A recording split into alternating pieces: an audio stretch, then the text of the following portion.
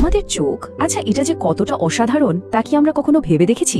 এটা কিন্তু শুধু দেখার একটা অঙ্গ নয়, এটা আসলে প্রকৃতি তৈরি সবচেয়ে সোফিস্টিকেটেড ক্যামেরাগুলোর একটা। এটা শুধু ছবি তোলে না, আমাদের চারপাশের পুরো দুনিয়াটাকে বোঝার জন্য একটা অবিশ্বাস্য রকম জটিল সিস্টেম হিসেবে কাজ করে।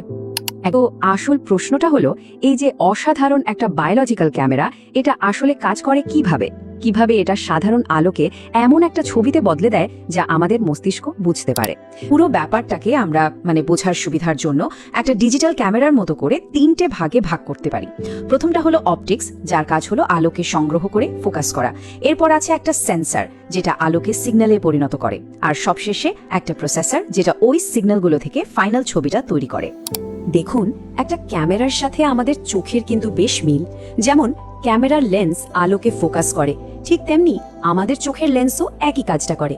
ক্যামেরার অ্যাপারচারের মতো কাজ করে আমাদের পিউপিল, যেটা ঠিক করে দেয় কতটা আলো ঢুকবে। আর রেটিনা, ওটা হলো আমাদের বায়োলজিক্যাল সেন্সর। কিন্তু এই মিলটা এখানেই শেষ, কারণ মানুষের চোখ অবিশ্বাস্য রকমের জটিল। ভাবা যায় এর ভেতরে প্রায় 20 লক্ষেরও বেশি কার্যকারী পার্টস আছে। আর এই কারণেই আমাদের মস্তিষ্কের পর চোখই হলো শরীরের দ্বিতীয় সবচেয়ে জটিল অঙ্গ।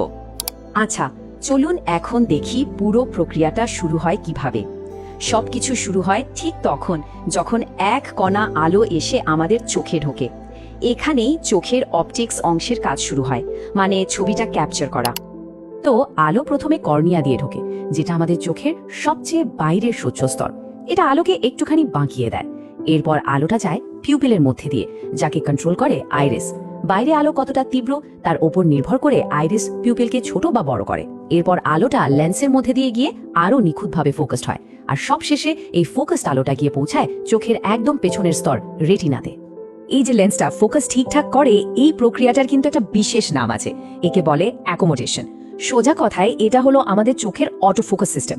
লেন্সটা নিজের আকার বদলে কাছে বা দূরে জিনিসের উপর আলোকে একদম নিখুঁতভাবে ফোকাস করে, যাতে আমরা সবকিছু পরিষ্কার দেখতে পাই। আর এখানে একটা দারুণ অবাক করা ব্যাপার ঘটে। কর্নিয়া আর লেন্স, এই দুই জায়গায় আলো যে দুবার বেঁকে যায়, তার ফলে রেটিনায় যে ছবিটা তৈরি হয় সেটা আসলে উল্টো থাকে। হ্যাঁ, ঠিকই শুনছেন, আমাদের চোখের ভেতরে পুরো পৃথিবীটাই উল্টো হয়ে ধরা দেয়। তো অপটিক্সের কাজ শেষ, এখন আমরা চলে যাব বায়োলজিক্যাল সেন্সরের দিকে, মানে রেটিনাতে। এখানে কিন্তু আসল জাদুটা হয়। এখানে সাধারণ আলো এমন একটা ভাষায় রূপান্তরিত হয় যা আমাদের মস্তিষ্ক বুঝতে পারবে। রেটিনার ভেতরে ফটোরিসেপ্টর নামে কিছু বিশেষ স্নায়ু কোষ থাকে। এদের কাজটাই হলো আলোকে বৈদ্যুতিক বা ইলেকট্রিক্যাল সিগন্যালে বদলে দেওয়া। আর এই ফটোরিসেপ্টরগুলো মূলত 2 রকমের হয়, রড আর কোন।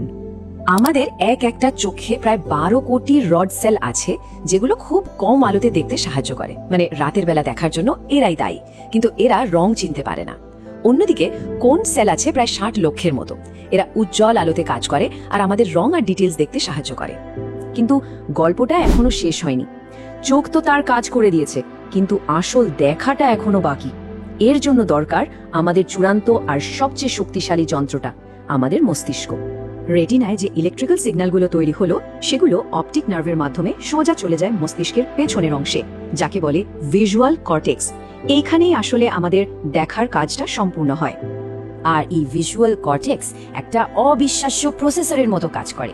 প্রথম কাজ, ওই যে রেটিনায় তৈরি হওয়া উল্টো ছবিটা, ওটাকে সোজা করা। তারপর কোন সেল থেকে আসা সিগন্যাল ব্যবহার করে ছবিতে রং আর ডিটেলস যোগ করা। এরপর 2 চোখের ছবি মিলিয়ে একটা 3D বা গভীরতার অনুভূতি তৈরি করা।